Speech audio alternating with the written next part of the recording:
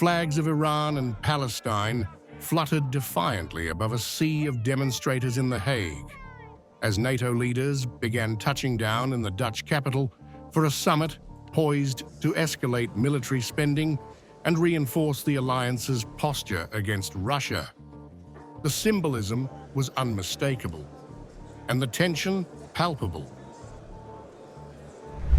With the 2025 NATO Summit set to begin on June 24th, thousands marched through the city's streets on Sunday, chanting anti-war slogans and waving banners reading "Drop NATO, not bombs," "Stop racist war," and "Belgium against NATO."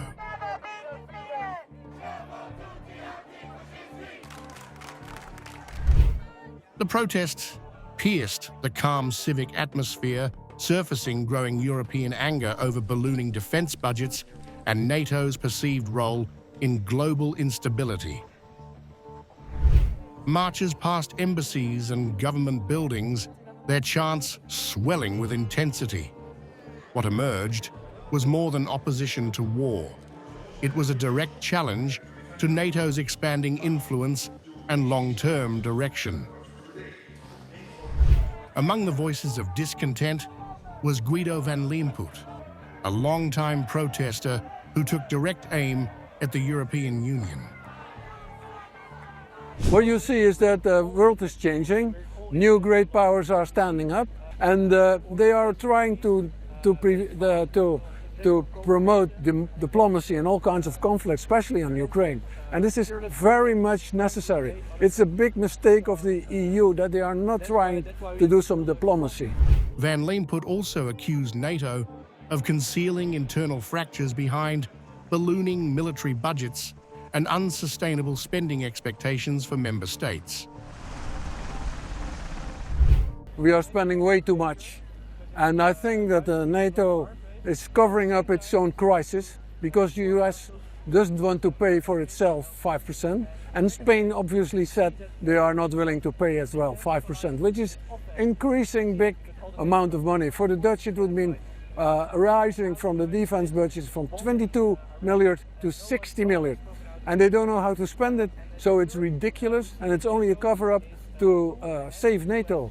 And I think that there is a crisis in NATO, and NATO is going to decompose or something. Echoing those concerns, activist Olaf Kemerink warned that unchecked military expenditure risked not just economic waste, but potential catastrophe. NATO is already spending more money on defense than all other countries. And you have to imagine that you are like an ordinary Russian person. And then you see, the West is already spending way more on defense than us. Then they will support also more militarization. That is only going to increase. And that arms race is going to be dangerous. And then when you buy that many arms, then eventually you're going to use them. And then we're going to, who knows what we're going to end up in, maybe World War III. The upcoming summit is expected to focus heavily on reinforcing NATO's deterrence strategy amid mounting global security threats, with Russia and China central to the alliance's agenda.